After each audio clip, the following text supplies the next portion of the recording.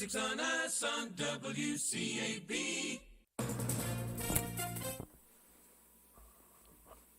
That is the International Morse Code Signal. That is the beginning of my program. Taxes. Hearing the International Morse Code Signal this morning. Oh, I had it in there. It just didn't. ABC If it went to ABC, kicked it out. ABC kicked out the International Morse Code Signal. That says, thank you, Tom. You're welcome. That was Tom giving me the International Morse Code Signal. Good morning, everyone. This is Gilbert Talks Taxes, among other things, because, as we all know, taxation with representation has not been such a good idea either. The program is about taxes, but I tend to talk about a lot of things. We're here live this Saturday morning at WCAB AM 590 FM 100.9. Those of you live streaming us here in the Blue Room, www.wcab59.com. Good morning, and my hair, you know what, we need to not play that commercial today. My hair does not look fabulous. It is a frizzy mess. What is the humidity out there? About 900%. But I am wearing a vintage, nice Enrico Sarshi tie there. This is really vintage. This tie is probably as old as I am. It is long and wide. Oh yeah, they don't make them like this anymore, and I see why. They're yeah, I know, long and wide. That was the look back then. Back in the 60s. Actually, this is probably from the mid 70s, give or take. They're about vintage. Here we are in the Blue Room Live. Thank you, those of you that listen, those of you that pick this up later, those of you that pick it up on the internet. I want to thank all of you. The program is Gilbert Talks Taxes. I will talk about taxes today. You might want to get a cup of coffee on for this one, because I'm gonna take a deep dive this morning. I'm going to take a really deep dive. I'm going to talk, not a little bit, I'm going to talk a lot bit about partnerships and S corporations. Okay, partnerships and S corporations. I'm going to talk about the difference between a C corporation and an S corporation. And I've had some meetings this week with some people, young people that are starting some businesses. And Tom, when I have these meetings with them, I think, what are they teaching them in school? Or no, let me say it this way. What aren't they teaching them in school? Because how do you go through an education system, which at one time was the best in the country, the best in the world in this country, and not teach them, and not that there's anything wrong with these people. They were hungry. They wanted to know, how do I do this? How do I do that? And these are young people that have already started some businesses, and they're being successful in some things, and they're trying to take it up a notch. And it's just some fundamental things I want to get into, and what they mean and what they are. And but anyway, I'm not even going to go there right now. Let me get into that later. Last week there was, who am I, Tom? Who am I? I am Gilbert Carmona. I am an enrolled agent. An enrolled agent is a person enrolled with the Internal Revenue Service, Department of the Treasury. I am actually permitted to practice before them. So what does that make me? A tax expert. That taxation is what I do. Business consulting and business accounting and investments, to me, all come off of taxation. That's what makes me different when I do your accounting, when I do your bookkeeping, when I do your investment planning, your retirement planning. I'm always looking at the tax consideration, the tax advantage or the tax disadvantage of a decision. Because unfortunately, every business decision, and it's now more than ever, every business decision is now a tax decision. It didn't used to be that way.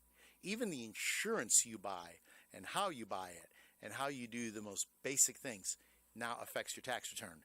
So I hate to use the word because it's so overused, but there's a word called holistic. It just means you look at the whole picture. And I see advertising where they'll be advertising stocks, or they'll be advertising equipment, or they'll be advertising this, and they'll say, well, this has this tax advantage or this tax disadvantage, but consult with your tax professional. I try to be the tax professional that can give it all to you. Those of you that need to reach me, my telephone number is 828-289-9300. Now, this is a live program, So if you have some questions about taxes, and even there is no such thing as a simple question. If anything going on right now you don't understand, give us a call here at the studio. You want them to call in on the 828-287-3356 line, or no, the other line.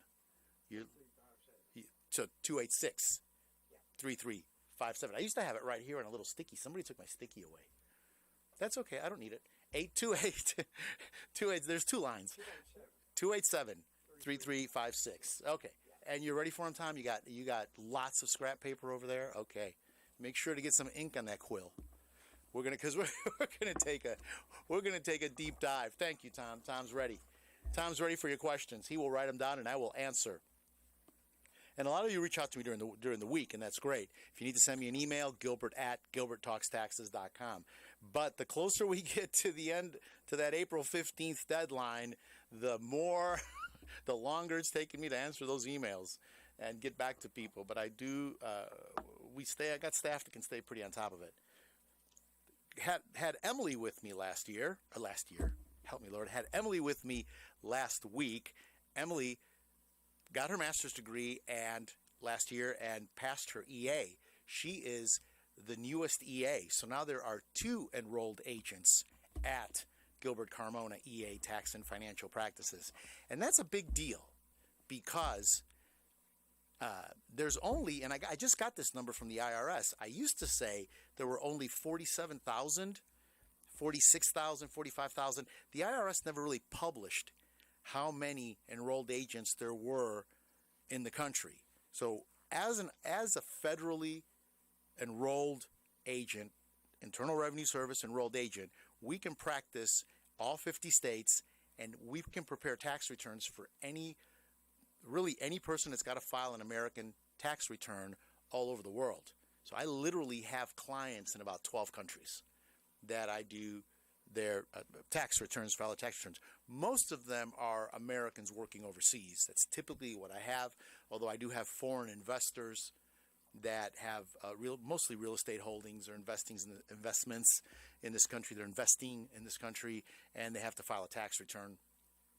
So I do a lot of those. But as an enrolled agent, we can represent all of them. We're not limited by any jurisdiction. And the IRS really, for years, hasn't published that number. Well, in a external memo that they let out, they actually said there are 57,000 currently active licensed, and they don't use licensed, they use enrolled, active enrollment practitioners in the whole United States. So to have 2 at my office is really a big deal. And I can't tell you how proud I am of her. But she was with me last week, and people commented, said it was really a good program. Todd said that was just a lot of good content. And I want to thank Emily again for coming. She told me she'd come again as her schedule permitted. And she does work for me, so she is at the office. She's here in Rutherford, or she's in the Tryon office. But Todd said that was a really good program, and it just started. We talked Friday night about what we were going to talk about. And I said to her, well, what are you carrying? And she said, I'm just thinking about small business. She said, I keep thinking about small business. And of course, small business being the backbone of the American economy. Forget what all the big media says about these giant companies. Yes, they are economic drivers, no doubt. I mean, Walmart is the largest employer in the world. You have these Google and Amazon and these giant companies. But 50, or she said it last week, 47% of all Americans work for small business, a locally owned small business. That's a huge number. So I don't care how many giant conglomerates you have.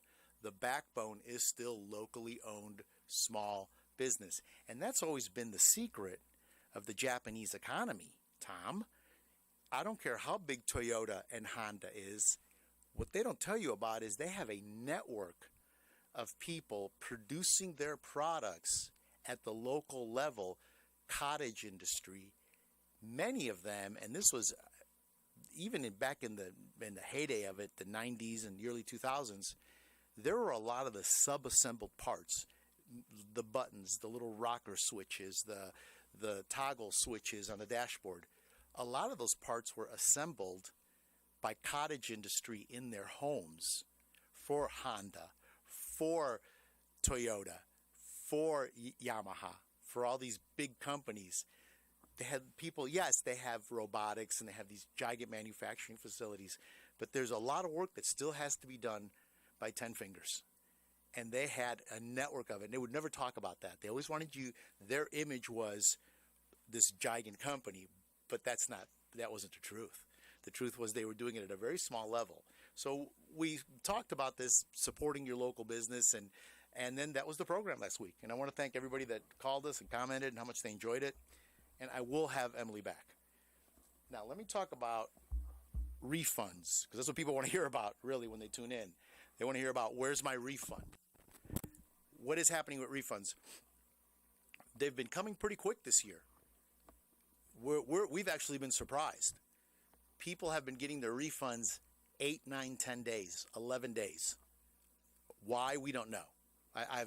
When I've been on the phone with the IRS for some cases, if I'm talking to some of the individual agents on the practitioner line, I'll kind of ask them casually, have you heard people are getting their refunds back? And they all say, no, we're not hearing any complaints, is the big thing they're saying. So refunds are coming back pretty good. We're not having as many issues and as many problems as we thought we would. There were some things we knew we were going to have some problems with, and we're still having those problems, mostly with tax returns that had to be mailed in. They are still very, very behind on those. So if last year your tax return had to be mailed in for whatever reason, and there's a lot of reasons why you would paper file a return. Of course, we e-file. We're actually mandated we have to e-file. If none of the forms on there are forms that cannot be e-filed, we have to e-file. It's the mandate, being an electronic return originator, which I am. I'm an ERO with the IRS. So when I do your tax return, I electronically file it. I send it to them. They get it immediately. I get acceptance immediately, typically, within 5 to 10 minutes. I either have an acceptance or a rejection. And that's their mandate. But there were a lot that had to be filed. Millions actually get filed. Well, they were about 2 years behind that at the end of last year. They're trying to get caught up with that.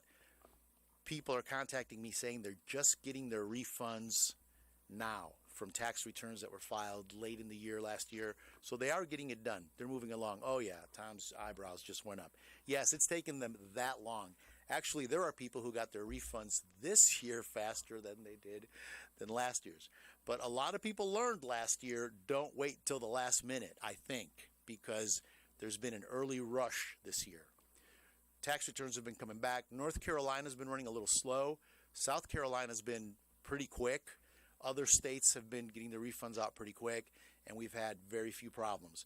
Now, North Carolina had a problem early on where they weren't ready to e-file, actually weren't ready to e-file till the end of February. Why? I don't know. They said they were reprogramming their system. So a lot of North Carolina returns didn't even get sent off until February 28th. They didn't get accepted until March 1st, 2nd, 3rd. So if you're still waiting for your North Carolina refund, sit tight. The check is in the mail, as they say. Other than that, the only other big problem that we're seeing is where people weren't anticipating a smaller refund because of the advanced child tax credit. So, as I've been saying for weeks now, there's some people who just didn't understand what the advanced part of the advanced child tax credit meant. Advanced means you got it ahead of time. So there's a group of people that normally would have gotten, let's just say, a $4,000 tax refund. Typically, they're in that neighborhood. This year, they're getting a $2,400 tax refund. I'm just making these numbers up. Every situation is different. But it's been like that, where they're getting $1,200, $1,300, $1,400, $1,500 less. And then it's a shocker to them. And I tell them no, because they get that letter from the IRS, and I literally have read it to some people. This is an advance payment. And ultimately, they all say something like, well, why did the IRS even do that? I don't know. Take that up with your congressman. That part I can't help you with. But, so they got this money ahead of time, and now they're a little short. And the other thing is, if they have a child that qualified for the tax credit last year, you got that advance payment for that child, but now for whatever reason, that child doesn't qualify for it this year. That child's not on your tax return. That child has gotten a year older and is now not eligible for that child tax credit. So people are really getting a smaller refund because that child's not on there at all. And they got the advance payment. So we're seeing quite a few of those. And those are the people, and some of those people are having to pay back that advanced child tax credit or part of it. Now, there is a phase out. That means that there's a part of it that you won't have to pay back, and most people are not having to pay it back, but we are running into that, and that is a possibility. Okay, so those are the two biggest problems that we're having. Well, really three. The third one is people don't remember getting their third stimulus until we look it up on their bank app and show it to them, and then they'll go, oh, that third stimulus, oh, that $4,200. Because we say, did you get the third stimulus? No, didn't get it. I'm not even done asking. And they go, nope, didn't get it. And because not everybody got the letter from the IRS that says important tax document right on the envelope. Take this to your tax practitioner. It says right on the letter. But no, they didn't get it. And then I'll say, well, let's just confirm you didn't get it. Or they got the letter, and they say, well, I didn't get that. I say, well, let's just confirm it. You had direct deposit, so they would have direct deposited. Let's open up that bank app. Let's take a look at that. And sure enough, it's right there. $4,200 or $2,800 or $5,600, whatever it was. That's not taxable. There's been a lot of confusion with that. We've got a lot of phone calls early on. Is this taxable? Do I have to pay it back? No and no. It's not taxable. You don't have to pay it back. The reason they're sending you that letter is to remind you that you got it and to let me know about it, because if you didn't get it, or if you got a different amount, or we have to reconcile something on the tax return, you need to know that. Because if you don't tell me, and you don't tell me the right number, it will hold up your refund. It will hold it up. Yeah, you're going to get letters, and it's just going to be a mess. Tom, let's take that first break, and I'm going to get myself something to drink. This is Gilbert Talks Taxes, WCAB, AM 590, FM 100.9.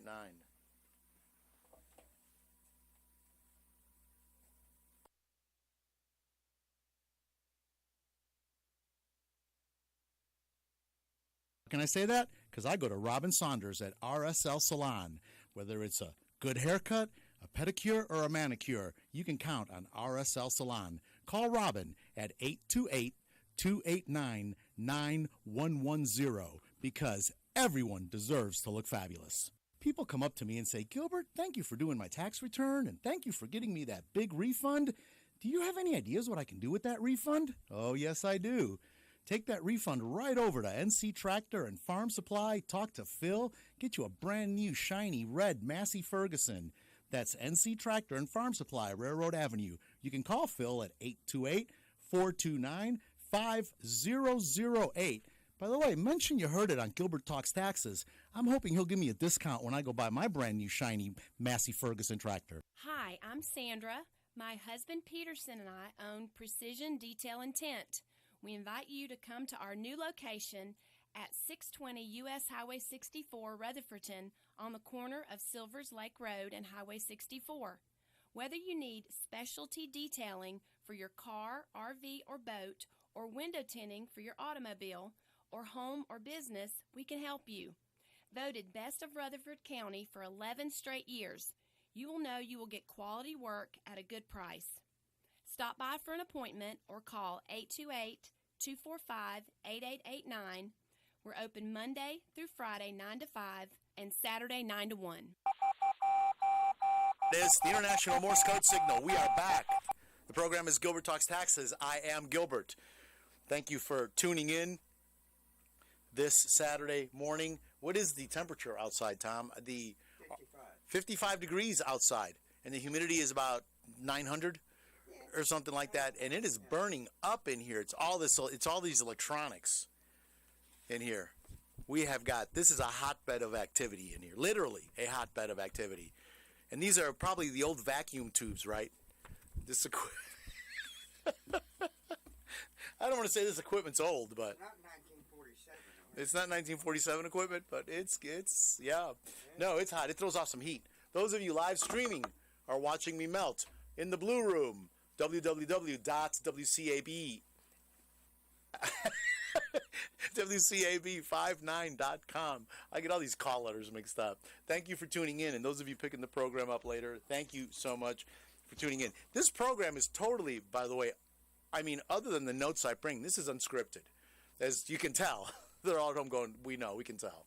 And driving around, we can tell. It's unscripted. I just talk about the things that happened to me this week. And so I got that out of the way, talked about what's going on with the IRS, and really there's just nothing earth-shattering going on there. Things are really moving along as best as could move along. Now, this is the time of the year, and I'm going to talk about, well, let me go ahead and get into it. I'm going to hold off, this is the time of the year, and talk about that after another break. We just had the March 15th deadline. Just happened this week, Tuesday. Okay, so we had the 15th. That was the deadline to file your partnership tax return, which is Form 1065, and your S Corporation tax return, which is your 1120S. Those two had to be filed March 15th. Why, Tom, you're probably asking yourself? You were. You said why? Why do they have to be filed March 15th when I thought April 15th was the big filing date? April 15th is the filing date for individuals, for the individual taxpayer. March 15th is for partnerships and S corporations, so that the partnership or the S corporation can give a form called a K1.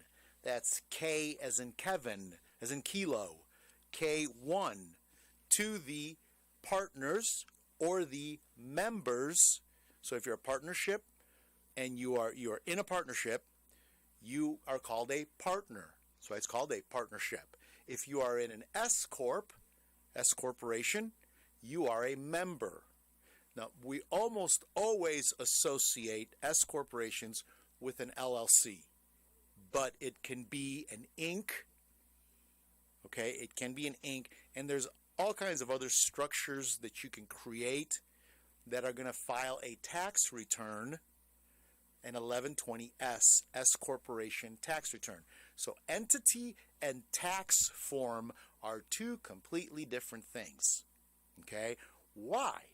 You're probably wondering, Tom, why are they two different things? Because you can actually create some very sophisticated entities, and you don't have to be this giant corporation to do it. Even at the low level, at a lower level, closely held family businesses, you can create some pretty sophisticated entities with a lot of moving parts. But so what your entity is and how you're taxed are two different things. You can be an entity and ask to be taxed as an S corporation. You can be an entity and ask to be taxed as a C corporation. Now, partnerships are pretty much just that, partnerships, because within themselves, there's a lot of moving parts also. Now, a partnership can be an LLC. It doesn't have to be, but it can be. Okay, and this is why the government is really, when I say the government, the Internal Revenue Service, Congress, is really trying to rein this in, because there's a lot of tax strategies and things that can be done here, not necessarily just to reduce tax, because of course that is, tax avoidance is the goal with almost all of this, but a side benefit of it is giving the partners and the members certain fringe benefits that may or may not be taxable at the personal level. So there's a lot of things going on there. So I'm just going to give you the basics. I've had several people come wanting to create entities. So that's why I feel this is a timely topic to talk about. And of course, we do this. Now, I am not an attorney, and I'm not making pretend to be one, and I can't disclaim this enough. The more complicated these structures get, the more you should seek out an attorney that really specializes in the type of entity you're trying to create and knows the local state law behind it. I work with several attorneys. I handle the tax side of it, they handle the legal side of it, and when we create some of these entities, most people, though, just need to create a simple entity and just make the decision of what they want to do, create a simple operating agreement where they all agree. And I want to tell you, have an operating agreement in writing. You may not need to go to an attorney, but at least get something in writing, because the thing blows up. And when I say blows up, it falls apart. There's 2 times it falls apart. The thing makes no money and it just goes nowhere, and then it just falls apart. Or the thing makes a lot of money and everybody forgets what was said about who gets what, when, and where. That's why you want an operating agreement, and it addresses a lot of these issues. So the basic thing is, let me start with an S Corp. You create an entity. So 3 guys come to me, hey, we're 3 guys wallpaper hangers, and we want to start a business. We want to be an LLC. We're 3 members. We're 3 guys wallpaper hangers, LLC. So the next question is, do you want to be taxed as a C Corp or an S Corp? S Corp is probably one of the most popular. The C Corp, and I'm going to get into that. Well, let me start with that. S Corp versus C Corp. A C Corp, the income is taxed at the corporate level. So the profits are distributed to the shareholders as taxable dividends. Now, this is why people have always been against C Corps, or the biggest reason why most people are against C Corps is it creates what they call a double tax. Okay? The corporation pays the tax, and then the shareholders that get these dividends are paying tax on the dividends. Now, the dividends are taxed as ordinary income. Okay? There's no sophisticated taxing strategies there. Okay? You get dividends, they're paid. But we got a way out. Does paying the corporate tax with some of the other advantages that are associated with C Corp, is it worth it? And that's the conversation we have there. With an S Corp, the income and the deductions, because there's the income side, but there's also the deduction side. So incomes and the deductions are passed through to the shareholders. So there's no corporate level tax. The business, the actual LLC itself, does not pay any tax. The tax is all paid by the shareholders. Okay, an S Corp generally does not pay income tax at the entity level. Now, there's a few exceptions where at the state level, you might pay some state income tax, but in most cases, that all gets passed through to the shareholders. Okay, in a C Corp, after-tax profits are distributed to the shareholders as dividends. We talked about that. Qualified dividends are generally taxed to the individual shareholder at long-term capital gains rates. And there's 3 long-term capital gains rates, 0, 15, and 20. So there's a whole group of these that would be taxed. The qualified dividends would be taxed at 0. But then you get into 15, and then you get into 20. So there's a whole strategy there. I'm not going to get into that, but just know that that is what it is. With the S Corporation, business income from an S Corporation is passed through to the shareholder and taxed at ordinary income. And this is probably the biggest advantage of an S Corp, is that business income gets passed through, and you're going to just pay it as ordinary income. You are not going to pay the self-employment tax that you pay with Schedule C as a sole proprietor. And that is why so many sole proprietors go ahead and turn their LLC into an S Corp, because of that self-employment tax. Because self-employment tax is a whopping 15.2%, 15.2 and change percent. Because you're not only paying your portion of self-employment tax, but you're paying the employer's portion together. You know, when you work for a W-2, when you work for somebody else and you get a W-2, you see that box 4 and that box 6 on your W-2. and you go, well, who's this FICA guy? They're getting a bunch of my money. You got FICA and Medicaid. Medicare. You're getting those two things, and you're like, that's like 7.65% of my money going to them. What is this? Well, your employer is matching that 7.65%. And I'm rounding there. Actually, they break it down. But so they're getting that. But you get that. That's what funds your Social Security. That's going to be there when you retire. They've promised us. Losses is the other thing. With a C corporation, the losses are absorbed by the C corporation. That's how you get the net profit that they're taxed on. But with an S corporation, the business losses passing through to the S corporation are just treated as ordinary losses. And other than some depreciation that's capped, you get all the losses. There's no limit on these losses, unlike certain rental income and certain things. That's why we look at this, what kind of business are you doing? Because some losses are capped, but with the pass-through, there is no cap. Fringe benefits is a big part of the tax planning. With a C corporation, and I got to read this because I want to say it right, shareholders and employees are eligible for excludable fringe benefits, generally to the same extent that any other employee, with the exception of non-discrimination rules. That's your ERISA. There's certain things you can't do.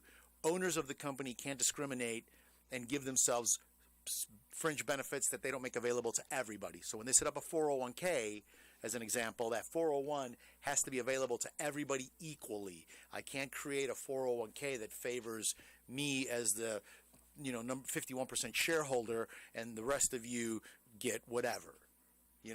That's not how it works. It's got to be the same for everybody. So fringe benefits are an expense to the C Corp. Benefits can include health insurance, reimbursement, health insurance and medical reimbursement, educational assistance.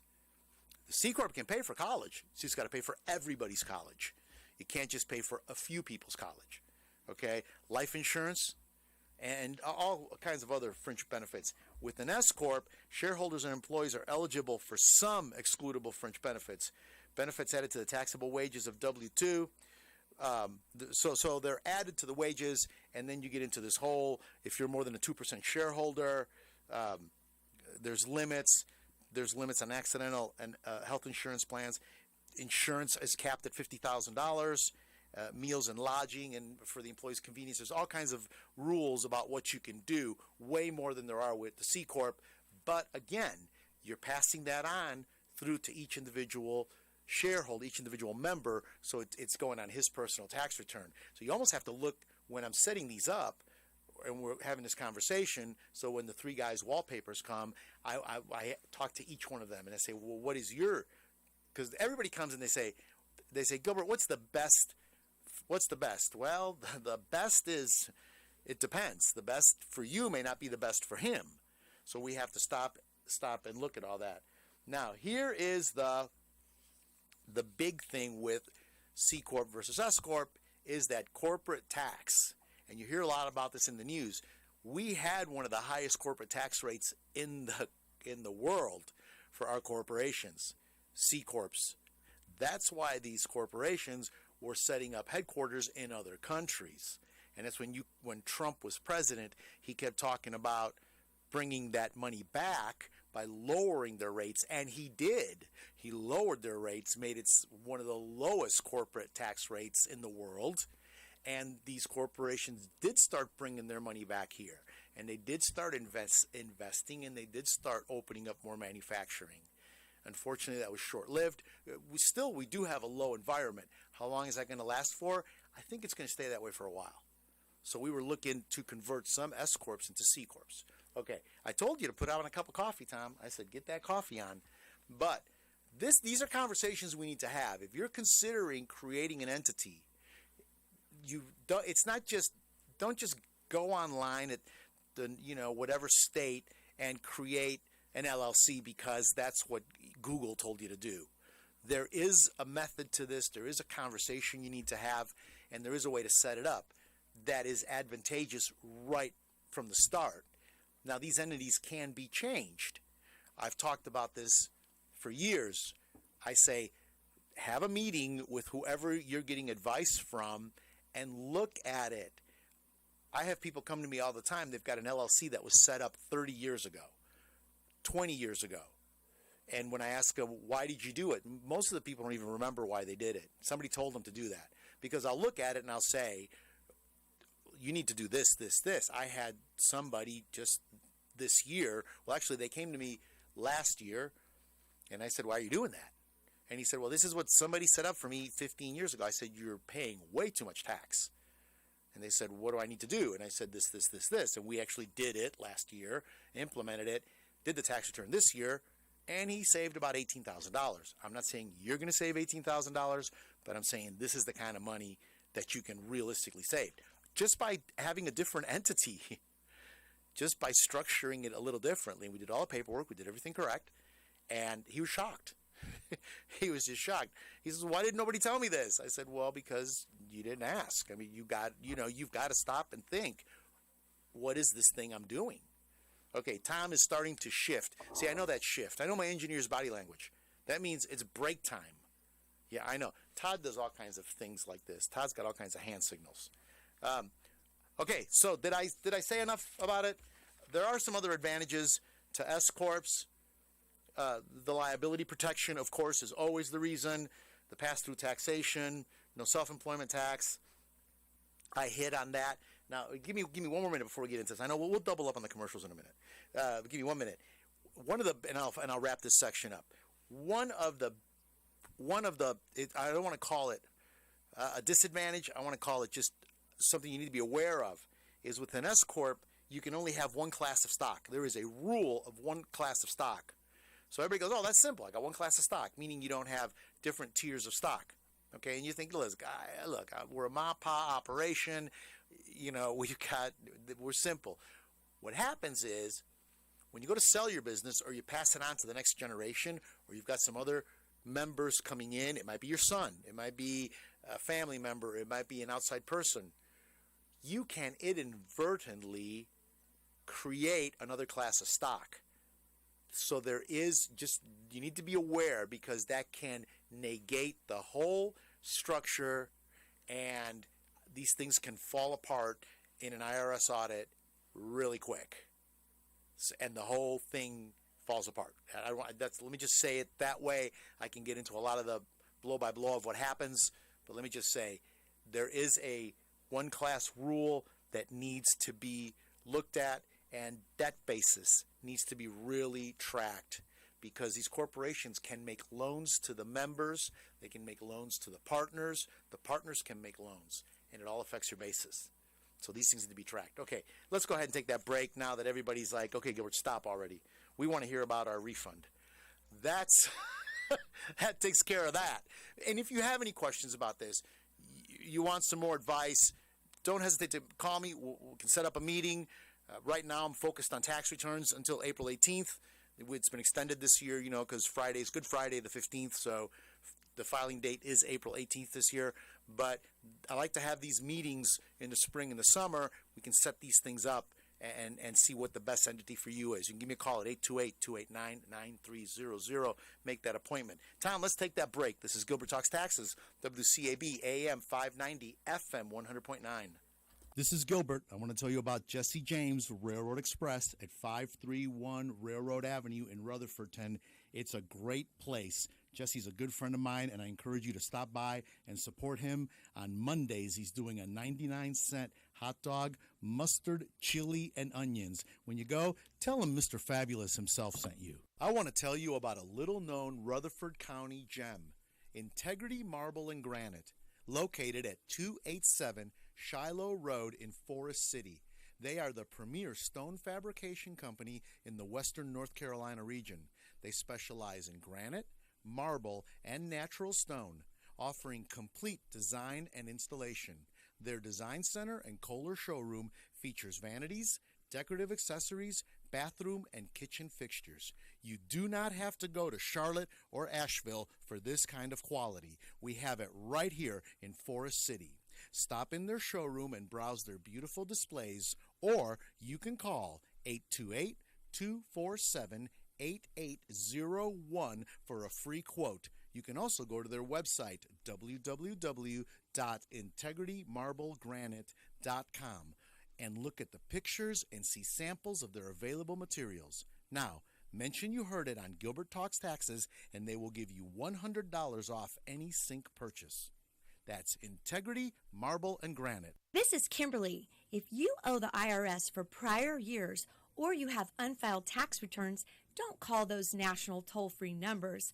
Affordable, secure, and local help is available for you. Call Gilbert at 828-289-9300. Gilbert is an enrolled agent permitted to practice before the IRS. Taxation is his specialty. He knows the latest laws to help you with your problem. Avoid garnishments, levies, and liens. All initial consultations are free.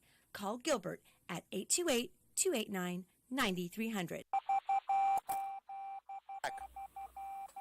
Gilbert Talks Taxes, WCAB AM 590, FM 100. I welcome 100.9. I welcome those of you tuning in live right now in the Blue Room, www.wcab59.com. Good morning. And we were just here talking about stuff. I really just find it all fascinating. And really, that was just a surface. That was a 15-minute, well, it was like 20 minutes, surface conversation. I could really get into IRC code 1244 and have everybody asleep by 9 o'clock. Okay? The only people, and sometimes I got to be careful. I've been told that a big part of my audience is actually CPAs and other tax practitioners that listen to me. And I get phone calls, and I can tell who's who by the questions they ask. Like, I'm going to get a phone call now on IRC 1244. Yeah, the average taxpayer, the average person is not going to call me asking me about defined compensation. It's just not even in people's vocabularies. Okay, this is the time of the year. I want to share the scripture because this is my favorite scriptures in the Bible. Okay, so I've talked about refunds. I've talked about what's happening with the IRS. I've talked about the deadlines. Talked about partnerships, and I talked about corporations. There's a lot more to talk about, but let me shift gears a little bit. This is the time of the year when the people now that start coming in are the people that know they owe. They're the ones that wait till April. These are the people that they have to be dragged in. Usually it's the spouse that drags them in. They have to be dragged in because they know they're going to owe. And these are the ones. They're not the ones that come like January, 28th with their W-2 that the ink is still wet on, ready to do their tax return because they know they're getting a refund. These are the ones that owe. And every year I like to share this, and this is my scripture, because if anything, it's hard to say that there's a blessing in taxes, but there's a blessing in doing what's right. And there's a blessing in just being positive and doing it, because it is the law of the land. And, it's a simple thing, but it's hard. I know it's hard to give hard-earned money to people and when you don't feel they're doing the right thing with your money. And if anything, we have to question these days, what is Washington doing with our money? I mean, giving it away is just, it seems to be what they're doing with our money. They're just giving it away by the bucketful. But is that the best thing? But we are still required, to be good stewards, so we're required to be faithful and do it. And you owe this money, and you're going to owe it, and it's not going to go away. So the people that come in begrudgingly, and I tell them, I share this story with a lot of people. I've shared it on the air now for 7 years, and I want to share it again. And I'll probably keep sharing it for as long as I'm doing this. I tell them, even Jesus had to pay taxes. A lot of people don't know that. Even Jesus had to pay taxes. When you're reading in the Bible, specifically in the New Testament, you hear them talk about the temple and the temple tax quite a bit. What happened is the Jews, specifically the Jews that lived in Israel, because a lot of people lived in Israel that were not Jews, the Romans for one. So the Jews that lived there actually had to pay two taxes.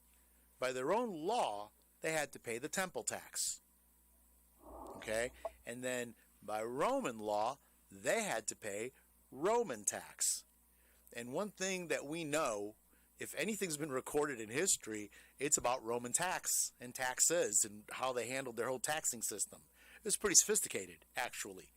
That's why you see in so many of the Gospels, there are so many stories about tax collectors and them not being honest and scrupulous, highly regarded members of society at that time. Okay?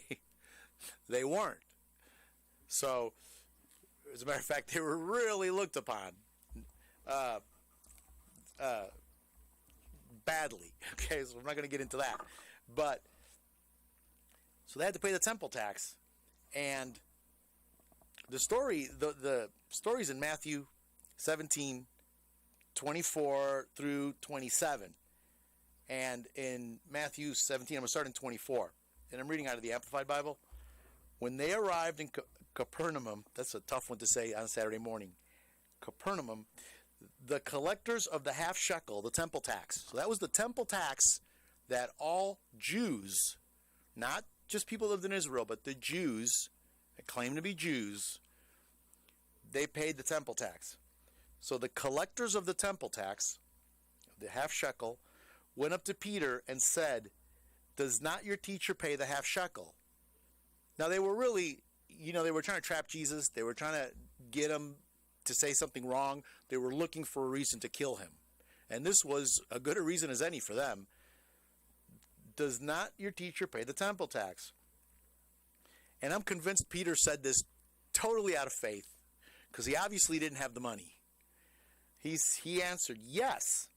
And when he came home, now he's walking through Capernaum, and they come up to him, and they say, "Does not your teacher pay the half shekel?" And he said, yes. And he goes in, and when he came home, Jesus spoke to him first, saying, "What do you think, Simon? From whom do earthly rulers collect duties or tribute and taxes?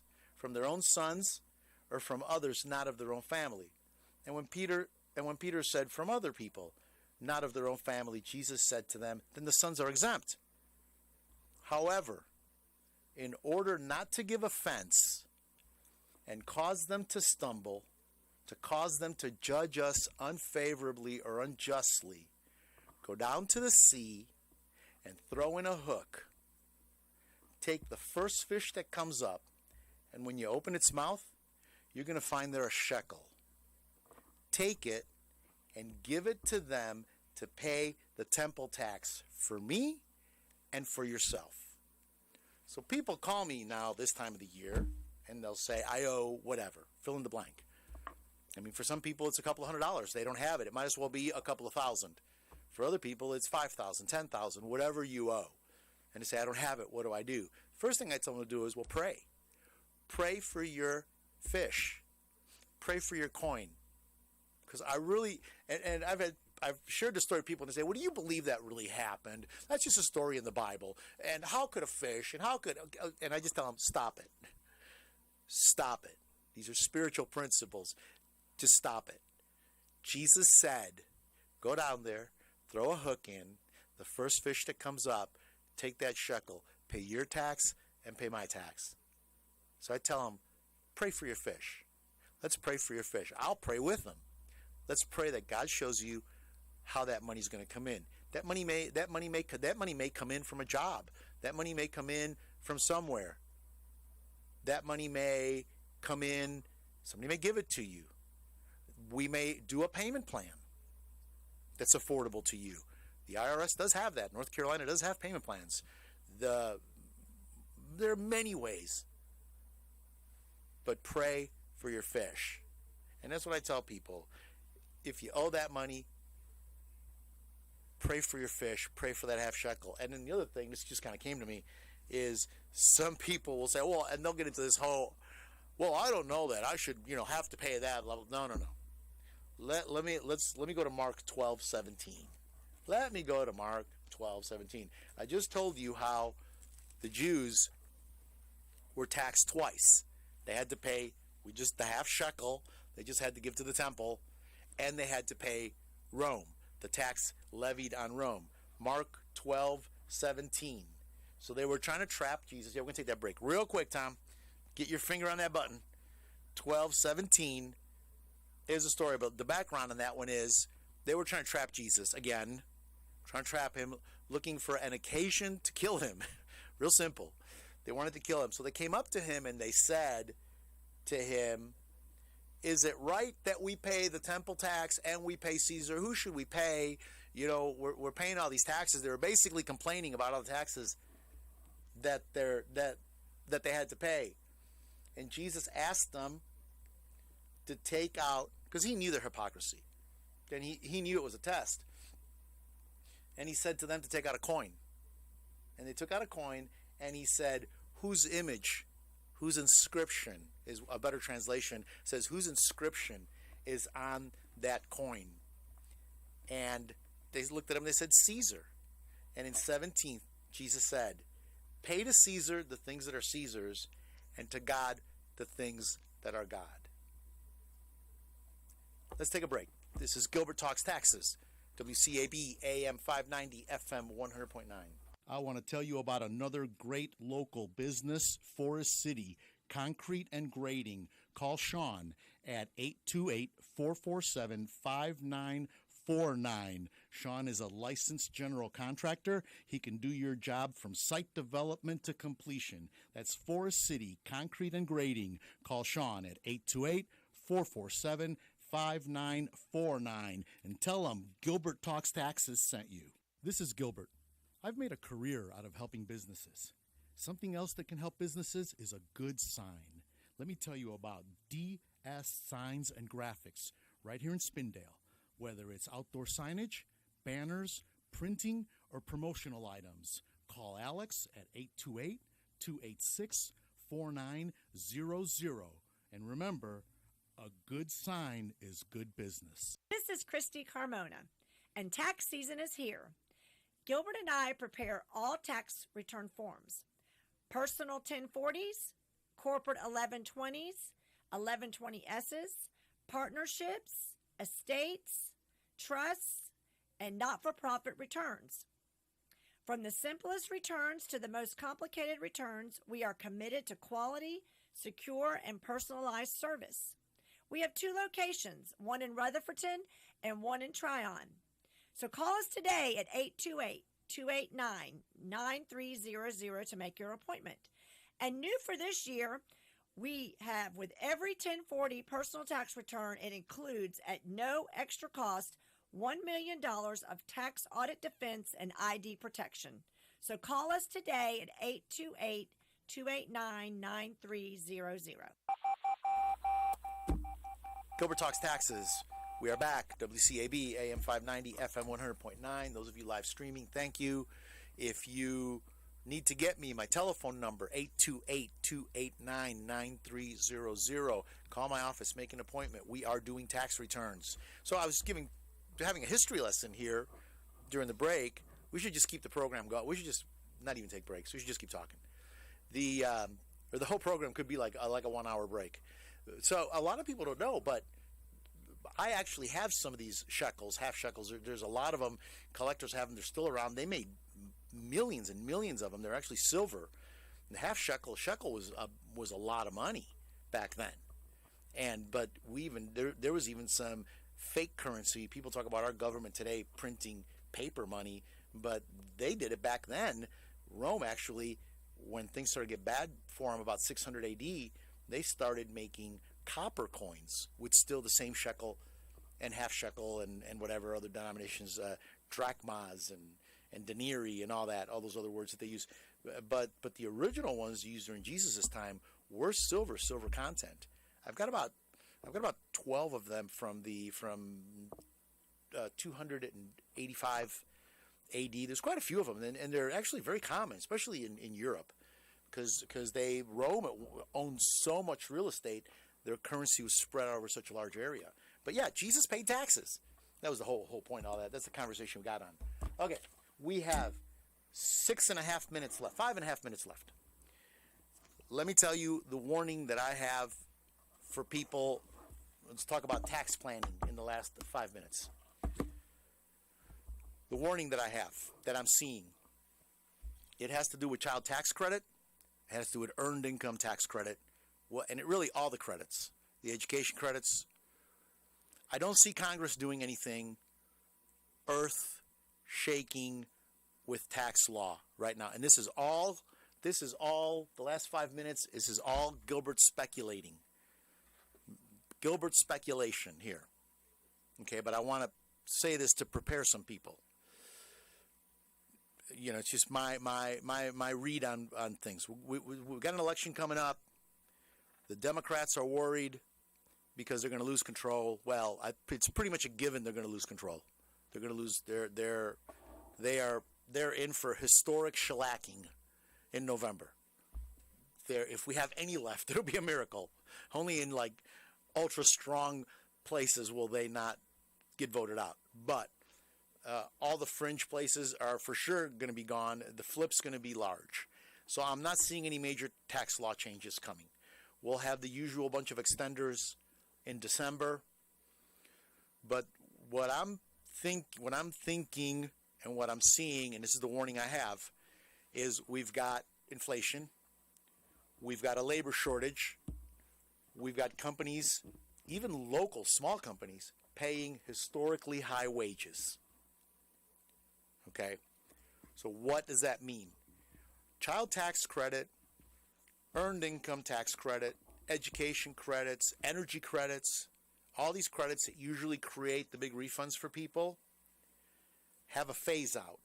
In other words, there's a point where you don't get it anymore. As an example, earned income credit.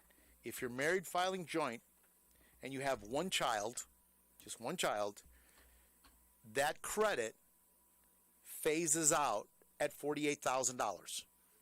So that means if your income is over $48,000, you're going to get zero earned income tax credit. With two children, it's $53,000.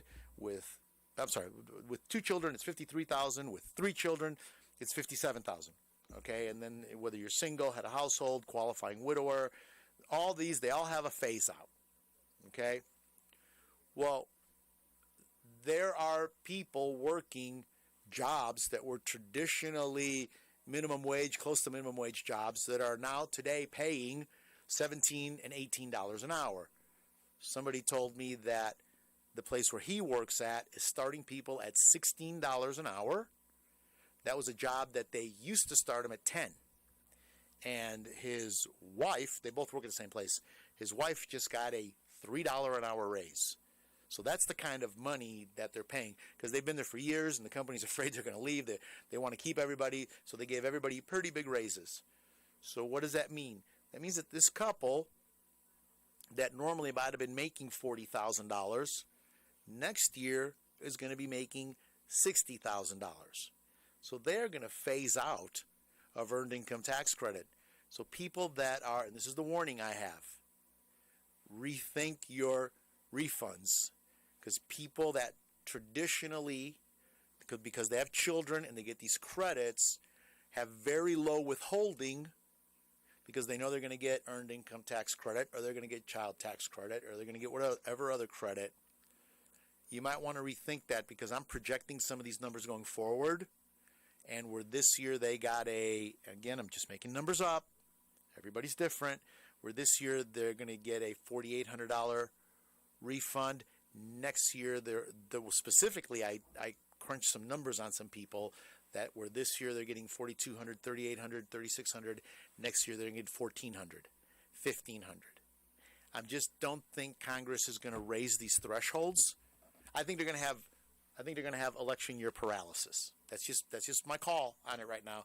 I'd rather you be prepared than not prepared. That's why I'm even talking about this. So these thresholds are very low. People are making above these thresholds.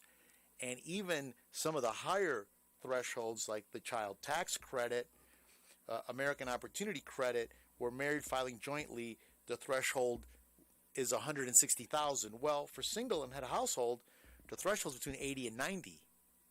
There are people right now in jobs that a year ago they were making 40, or 2 years ago they were making 40. Today they're making 60. I'm talking 40,000 a year. This year they're making 65, 67,000 a year. Okay, it's happening, and people are quitting jobs to go get jobs that are paying better, and it's happening. So I've just got this warning. Now the phase out for child tax credit, Tom, I'm out of time, is $150,000. I'm seeing couples hitting that. Okay, so just be aware. This is Gilbert Talks Taxes. I'll be back